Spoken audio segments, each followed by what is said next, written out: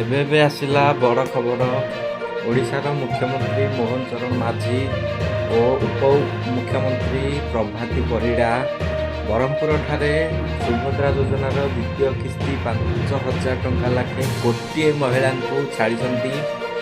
ଏବେ ଏବେ ଆପଣଙ୍କ ଖାତାକୁ ଚେକ୍ କରିନିଅନ୍ତୁ, ଆପଣଙ୍କ ଖାତାକୁ 5,000 ଟଙ୍କା ଲାଖେ ଆସିଯିବଣି ବା ନ ଆସିଥିବ ଆପଣ ଅପେକ୍ଷା କରନ୍ତୁ। ଆଜି ରାତି ସୁଦ୍ଧା ଆପଣଙ୍କ ଖାତାକୁ 5,000 ଟଙ୍କା ଲେଖେ ଆସିଯିବ।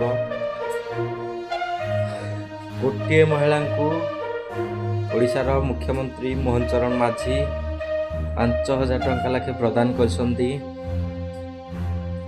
ଆପଣଙ୍କର ବ୍ୟାଙ୍କ ଖାତା ଚେକ୍ କରନ୍ତୁ, 5,000 ଟଙ୍କା ଲେଖେ ଆପଣଙ୍କ ଖାତାକୁ ଆସିଯିବଣି। ଏହା ସବୁଠାରୁ ବଡ଼ ଖବର। ଏବେ ଏବେ ଆସିଲା ବଡ଼ ଖବର। ଓଡ଼ିଶାର ମୁଖ୍ୟମନ୍ତ୍ରୀ ମୋହନ ଚରଣ ମାଝୀ ଗୋଟିଏ ମହିଳାଙ୍କୁ ସୁଭଦ୍ରା ଯୋଜନା ପ୍ରଦାନ କରିଛନ୍ତି 5,000 ଟଙ୍କା ଲେଖେ।